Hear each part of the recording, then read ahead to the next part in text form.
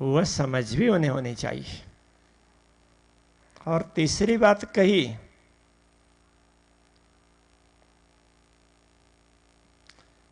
तुम्हारा घर कहाँ है, कहाँ है तेरो वतन। संसार तो थोड़े दिनों के लिए है ही क्षणभंगुर, और उसमें आत्माएं आती है, वो भी थोड़े समय के लिए आती है। तो फिर जाएगी कहाँ, कहाँ से आई है और कहाँ जाएगी, इतना ख्याल होना चाहिए। हम कहाँ से आए हैं और कहाँ जाएंगे। आप सभी इस महामहोत्सव में पधारे। यद्यपि यहां रहने के लिए नगरी बनी है, तो आप सभी रह रहे हैं, किंतु यहां सदैव रहेंगे। ये नगरी है थोड़े दिनों के लिए। जैसे ही ये कार्य पूरा हो जाएगा, तत्पश्चात ये नगरी नगरी नहीं रहेगी। हम लोग जामनगर के सरकारी अधिकारियों के साथ में मीटिंग कर रहे थे, तो उस समय ये चर्चा निकली। तो जामनगर में लगभग 8 लाख लोग रहते, और इस कार्यक्रम में सम्मिलित होने के लिए प्रतिदिन 2 लाख लोग आएंगे। तो 12 दिन पर्यंत जामनगर की जनसंख्या 10 लाख की हो जाएगी, और उसके बाद फिर वही के वही। तो जो लोग जहां से आए हैं तो वे वहीं जाएंगे लौटकर। तो इसी प्रकार आत्माओं को ये ख्याल होना चाहिए कि हम कहां से आए हैं, हमारा घर कौन सा है। तो ये शरीर भी हमारा घर है, और शरीर का घर दूसरा बना हुआ होता है, किंतु आत्मा का घर ये शरीर है, तो ये थोड़े समय के लिए है। एक दिन यह रहने लायक नहीं रहेगा, तो उस समय आत्मा शरीर को छोड़ देती है, तो जाएगी कहां। तो इसी जीवन में उसका अनुभव होना आवश्यक है। इसलिए श्री कृष्ण जी ने कहा, तुम ये समझो कि तुम्हारा ठिकाना कौन सा है। प्राणनाथ जी कहते हैं, शरीर छूटने के बाद ढूंढने लग जाओगे तो काम नहीं चलेगा। पीछे ढूंढोगे घर अपनो, कहो न ठौर ठहरानो।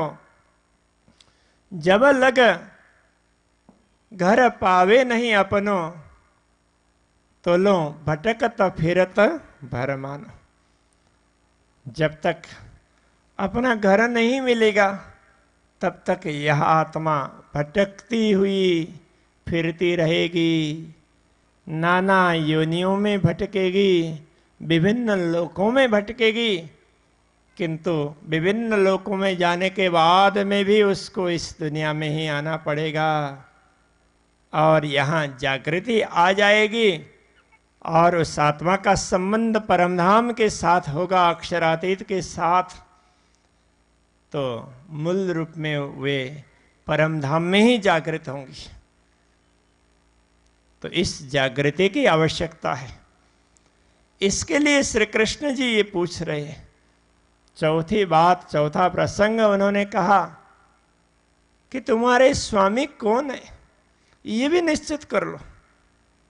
तो हमें ये भी निश्चित होना चाहिए कि आत्मा के स्वामी कौन है। कहते हैं सबके स्वामी तो एक ही है, सबका मालिक एक, एकम एव अद्वितीयम, एकम सत्य, सत्य एक ही है। सभी लोगों ने कहा एक ही है, किंतु वह एक है कौन। वह इस ब्रह्मांड में है। तो कहते हैं तो ब्रह्मांड में तो उसकी शक्तियां हैं, उसकी सत्ता से ये ब्रह्मांड चलता है।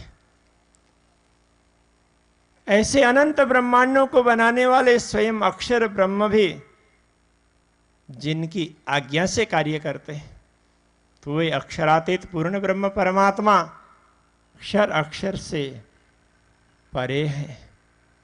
उनको ही श्रीमद् भगवत गीता में उत्तम पुरुष कहा है, श्रीमद् भागवत में परम सत्य कहा है, उपनिषदों में अक्षरात् परतः पर अक्षरातीतोयम पुरुषः ऐसा कहा। एकम सत एकमेव अद्वितीयम, ये सारे वैदिक वचन एक ही परमात्मा की ओर संकेत करते। तो एक ही परमात्मा इस दुनिया में अलग अलग प्रकार के शक्तियों को भेजते हैं। वे अक्षर ब्रह्म के माध्यम से भेजते हैं।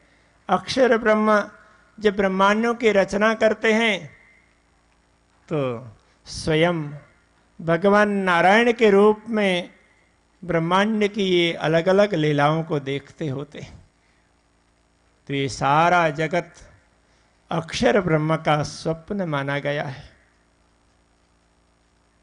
यहाँ के सारे प्राणी और यहाँ के सभी नियंताएं, ये केवल एक ब्रह्मांड की बात नहीं, ऐसे अनंत ब्रह्मांड कोटिसो ह्यंडराशया, उपनिषदों में ऐसा कहा है। करोड़ों ब्रह्मांड हैं। अभी वैज्ञानिक लोग भी कहने लग गए कि ब्रह्मांड तो अनेक है। तो इन सारे ब्रह्मांडों को नियंत्रित करने वाले अक्षर ब्रह्मा है, वे कूटस्थ हैं। कूटस्थ अक्षर उच्यते, और वे भी जिनकी आज्ञा से कार्य करते हैं वो पूर्ण ब्रह्म परमात्मा है। तो बस श्री देवचंद्र जी महाराज ने इन पूर्ण ब्रह्म परमात्मा का साक्षात्कार किया और उनके साथ में बातचीत की।